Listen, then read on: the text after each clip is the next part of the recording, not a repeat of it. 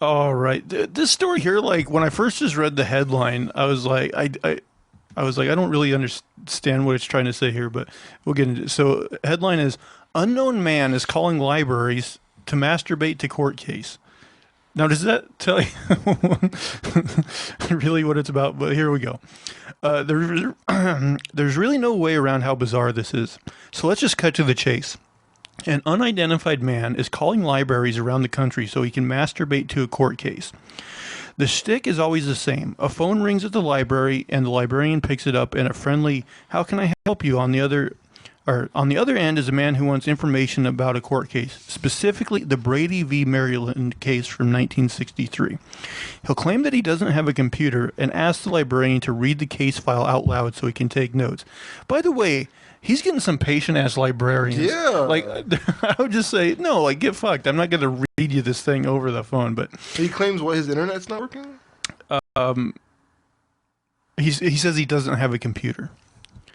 As the librarian reads the file, it soon becomes clear that the man is enjoying what he's hearing a bit too much. Yeah, he's pleasuring himself to the text of the court decision.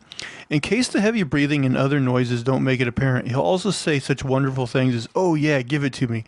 Give me that exculpatory evidence. Spank those prosecutors.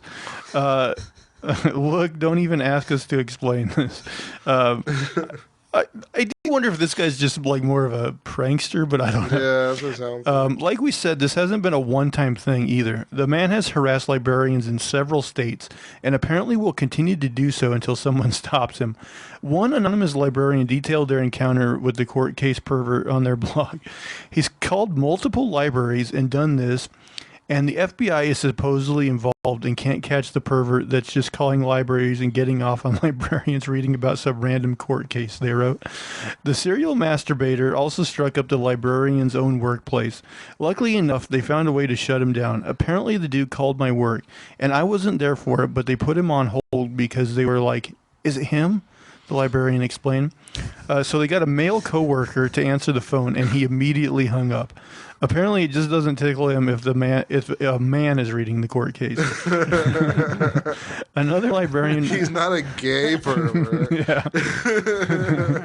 Another librarian replied to the post, but this person had actually talked to the pervert.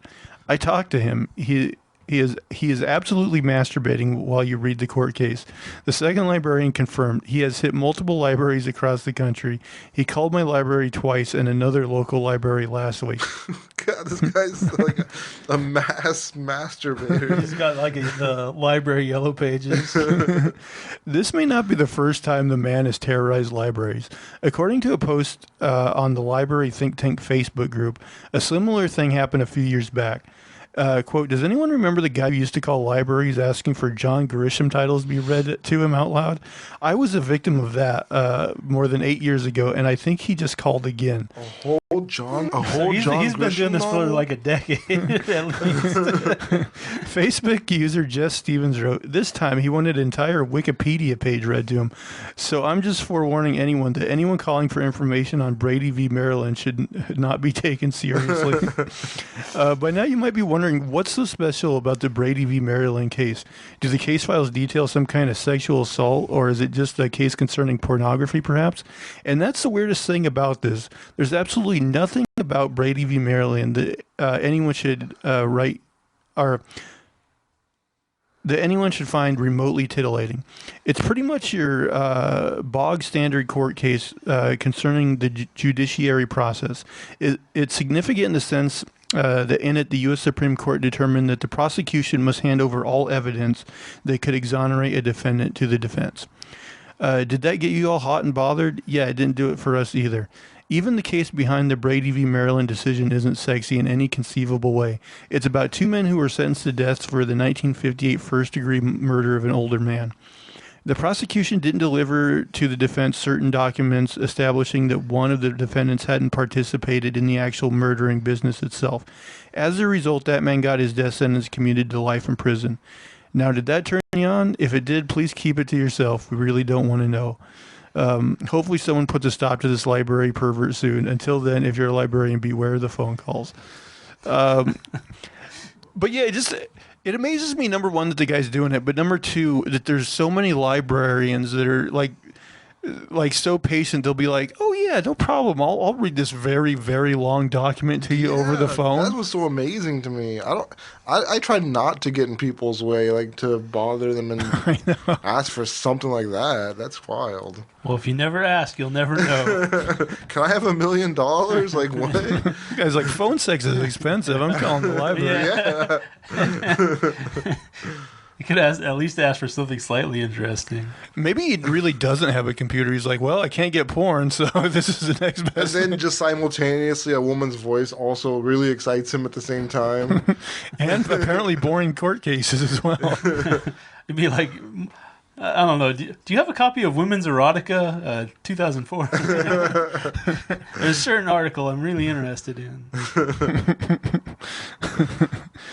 Yes, I can help you.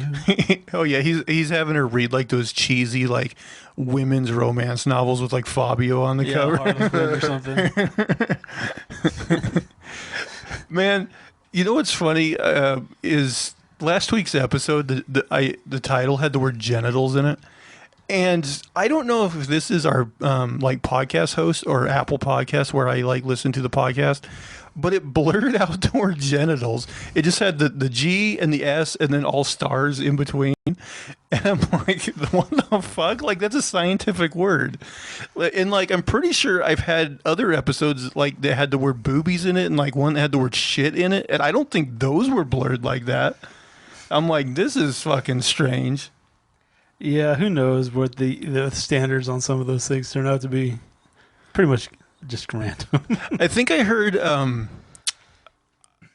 was listening to Sarah Silverman once on a podcast, and she said she was playing like Words with Friends, that game with I've like heard of it. somebody, and there's like a little like chat function where you can Is talk it like to the equivalent of Scrabble or Yeah, something? yeah. And I think she's like in the chat function. Said the word labia, and they did the same thing. Oh, right. And so, like innocuous, like scientific words, you know, not even curse words, and they did that. So it's kind of funny. I think on TikTok the word Asian women is actually censored. What? Why? Yeah, because it's been so used for porn too many it's times. used for like sexual stuff like so much that it's like, you know, like a bad word now. Nobody wants to see Asian women in any other context. That's so strange. I know. I think of just porn when I think of Asian women. I mean, do they do that with like if you type in black women? Is it the same thing? No, Asian women. See, that's racist if they don't. If they specifically like go say Asian women is not okay, but everyone else, like we're not sexualizing anybody else, just Asian women. Yeah, That's so strange, man. it's messed up.